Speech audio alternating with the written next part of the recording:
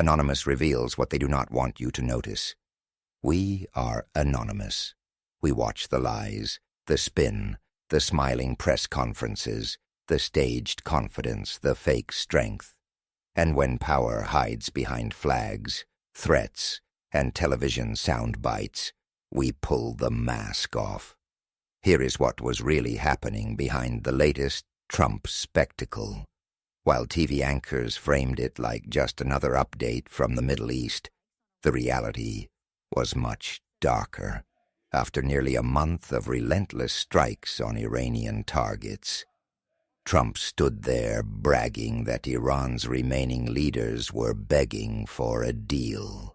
He claimed they were talking because they had a disaster on their hands, because they were defeated, because they could not make a comeback.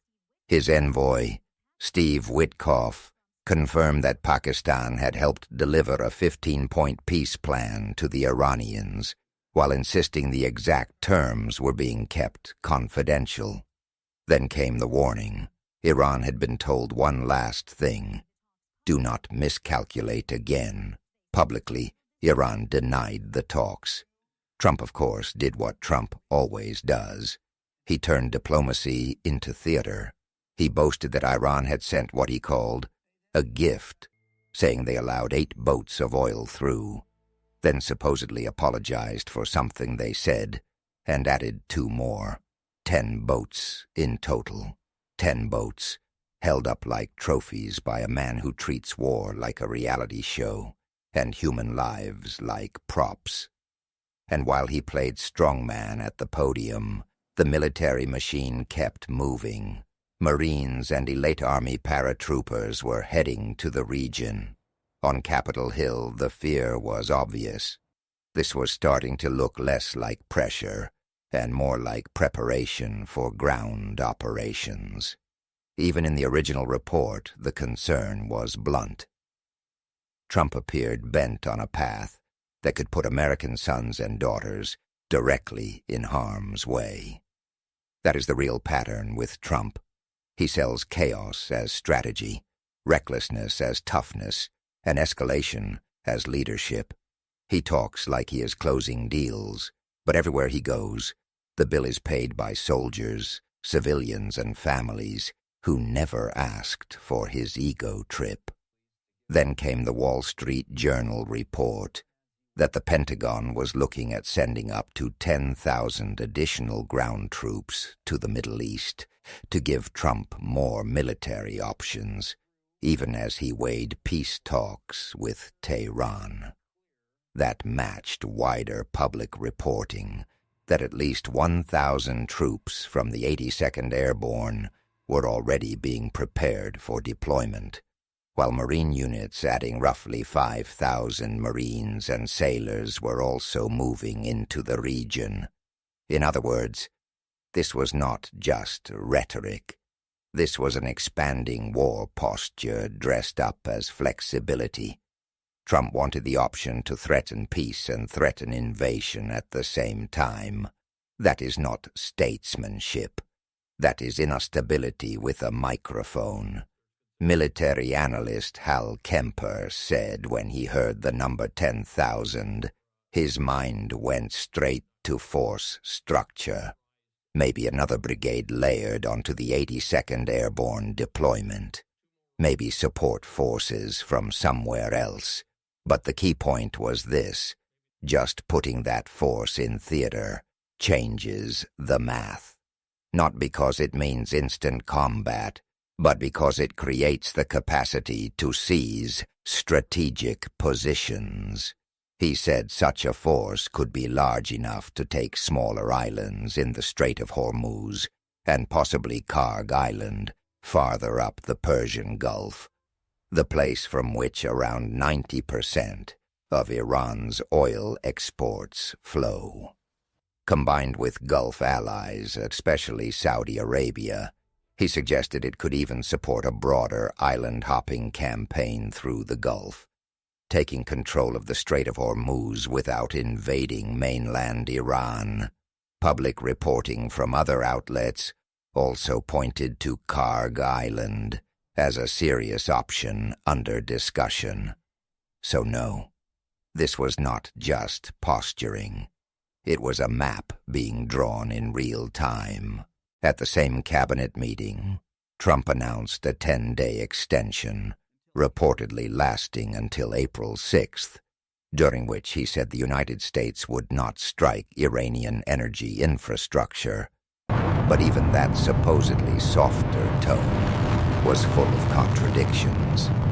In the same breath, there was talk of negotiation, gifts, and indirect diplomacy.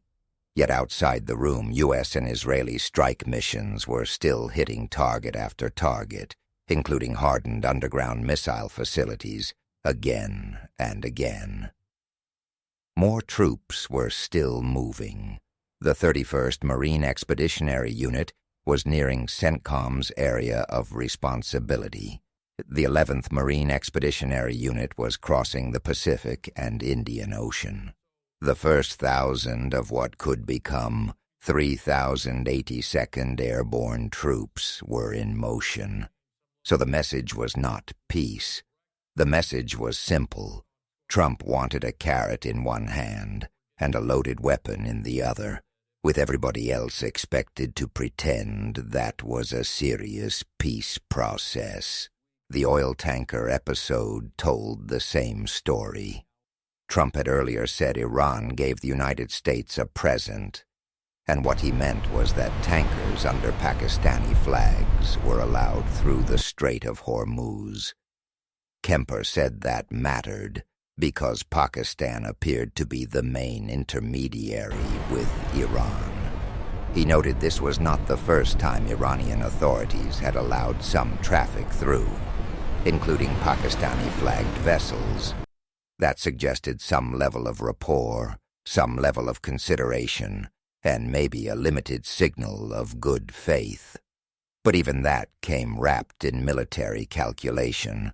Analysts were studying exactly how those tankers moved through the strait, looking at the routes, because the big fear was sea mining, and not simple mines either, but more advanced ones capable of sensing anomalies, launching upward at ships, and in some cases even deploying torpedoes. So even a handful of tankers became reconnaissance by another name. Trump's people were not celebrating peace.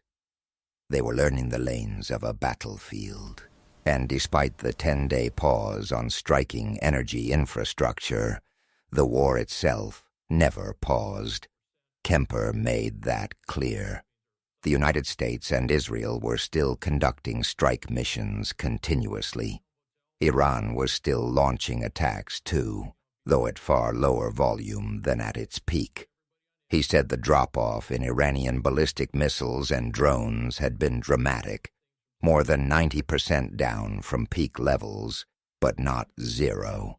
As long as a few still got through, the pressure stayed on, the fear stayed alive, and normal operations stayed impossible. That matters, because Trump wanted the public to hear delay and imagine restraint, when the real word was continuation. The bombs were still falling. The war was still active. The danger was still growing. Then came the next question. If the 10-day deadline expired and there was no deal, what would the U.S. hit next?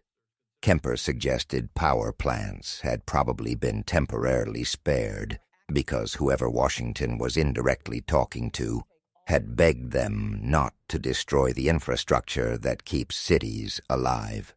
Knock out the power, and you knock out water purification, hospitals, air conditioning, utilities, and the basic systems millions of civilians depend on, especially heading into summer. So if not power plants, then what? His answer was chilling. The Revolutionary Guard Corps and the Basij militia. In other words, go after the coercive spine of the regime more aggressively. That may sound neat in a TV segment, but it is exactly the kind of thinking that drags countries deeper into wars while pretending it is somehow limited, surgical, and controlled. And under Trump, every so-called limited escalation has a way of becoming somebody else's catastrophe. The report then turned to Israel's announcement that it had killed Iranian naval commander Alireza Tangsiri. Kemper said more than 90 major combatant ships had already been taken out, which amounted to most of Iran's navy. But he stressed that Tangsiri was especially important because he commanded the Revolutionary Guard naval side, not just the conventional fleet. That means the smaller craft, the mini-subs, the patrol boats, the systems tied directly to sea mines, anti-ship missiles, drones, and all the tools that threaten movement through the Strait of Hormuz. Taking him out, Kemper argued, meant taking out the person responsible for much of the IRGC's Gulf and Hormuz operations. He compared the resulting disruption to what happens when long-entrenched militant commanders are suddenly removed. Yes, they get replaced, but not easily, not smoothly, and often not with the same authority or capability. So from Washington's perspective, this was about breaking command and control before attempting broader control over the strait. Again, the pattern is clear. Beneath the language of deterrence was a steady preparation for deeper conflict. And that is the truth Trump never once spoken plainly. He talks like a deal-maker while moving like an arsonist. He brags about gifts while sending paratroopers. He talks about peace while expanding military options. He pauses one category of strikes while everything else keeps burning. He sells confusion as brilliance, contradiction as leverage, and danger as strength. That is not leadership. That is narcissism backed by firepower. We are anonymous. We do not forget. We do not look away. And neither should you. If you want more truth without the mask, like the video, leave your signal in the comments and stay with us.